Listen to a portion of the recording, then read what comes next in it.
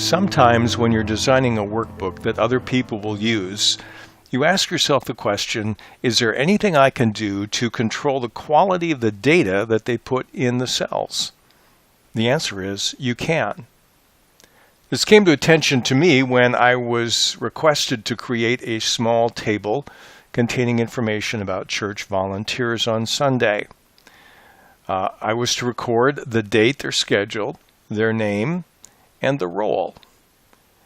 And I thought, is there any way I can restrict the kind of information they can put into one or all of these columns? And the answer is yes. Let me show you how. Let's take the date, for example. I'm going to click on cell B4, drag down to B13, and we're going to put some constraints on what they can enter for a date. To do that, I go to the Data tab at the top above the ribbon, and I move to the right in the Data Tools area and choose Data Validation. Okay. Now, there are three tabs here, a Settings, an Input Message, and an Error Alert. For now, I'm just going to use an Error Alert, and I'm going to put in a message which says you entered an invalid date. And I could make it more specific than that if I wanted to.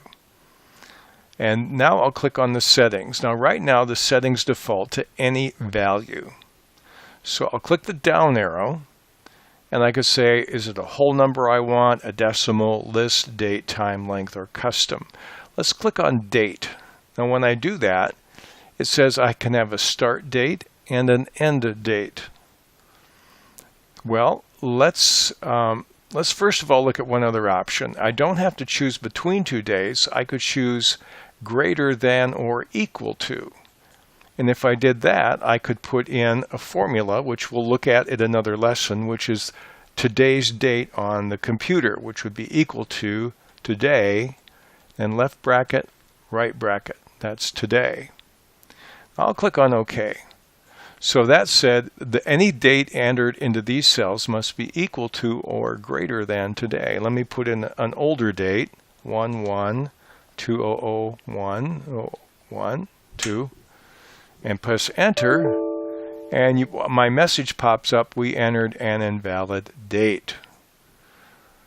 So that would be true in all the cells. I'm going to drag across them again, go to Data Validation, and now I will clear all. Okay, so now we're back to where we started.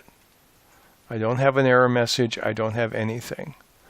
Let's now go back to date and choose between a start date. We'll say we don't want historic information. We want later than today. I'll go equal to TODAY, left bracket, right bracket. And then the end date, let's make this the last day of the current year. This is a little more complicated, and we'll cover the details of this language in this formula in another lesson, but it would be equal to the date, left bracket, of the year,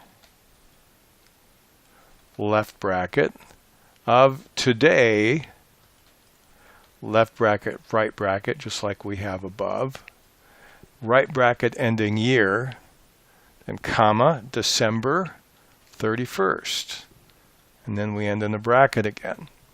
So I'm saying anytime between today and the last day of the current year in the system calendar. I'll click OK. And now if I enter a date in that is this year but before now,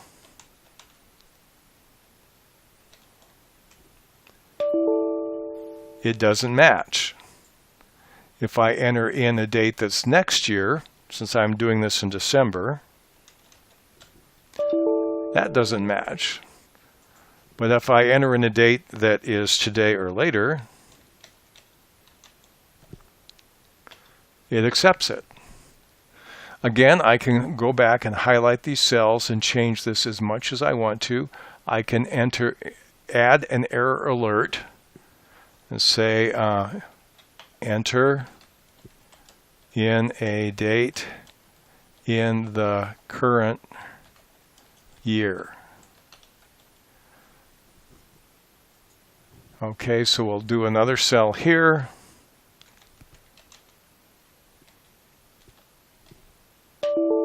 And again, I customize the error message to help the person who's entering information. So that's one great way in which you can modify date information. Now, how about the role here? This would be more fun. We're going to limit the role to certain kinds of entries. So I'm going to highlight all these cells here. And now I'm going to click on Data Validate, and I get my familiar screen. So let's control the data here. Now, instead of any value, don't want a number or a decimal or a certain text length. I want to pick from a list. I'm going to click on List. And this is going to ask me, where do I find my list?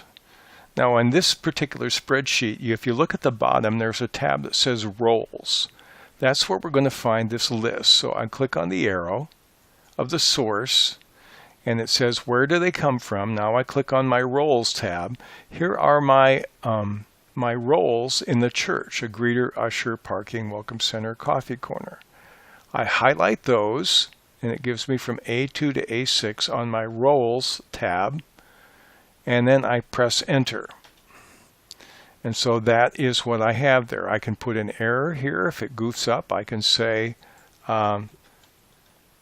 entry must be from this list only. Okay, and we'll click on OK. Now watch what happens when I click on the cell. I have a little down arrow. And I click on the down arrow, and it gives me the options. So the volunteer here will be Fred, and he can only do parking. I can click another one.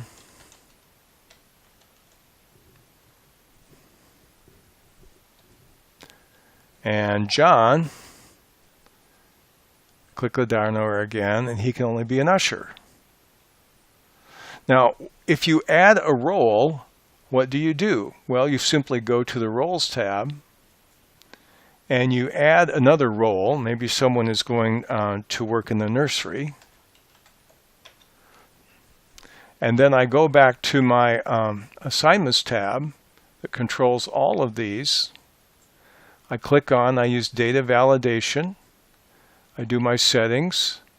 I change the area to cover all the new ones, and I press Enter again.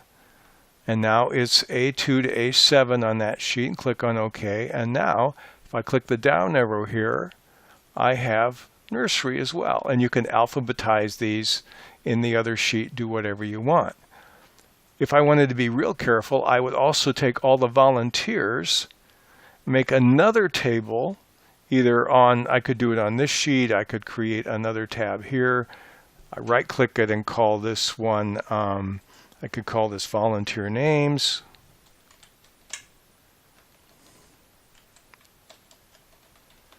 And I could create a table here for volunteers, and then I could use that as a validation for all the names, so you can only enter in, spelled correctly, the existing name of every volunteer in your organization. So you can do a lot to control the specific information that goes in by validating the data in your tables in Microsoft Excel. I'm Jim from Sharper Turtle. The tutorial you've just seen gives you two excellent ways in which you can control the data that goes into the workbooks you design in Microsoft Excel. We know that there are other ways in which you can also use this kind of tool, and we trust that as you experiment with it, you'll get more and more proficient. If you found this tutorial to be helpful, we'd like to ask you to like us and subscribe to our YouTube channel. Thank you so much.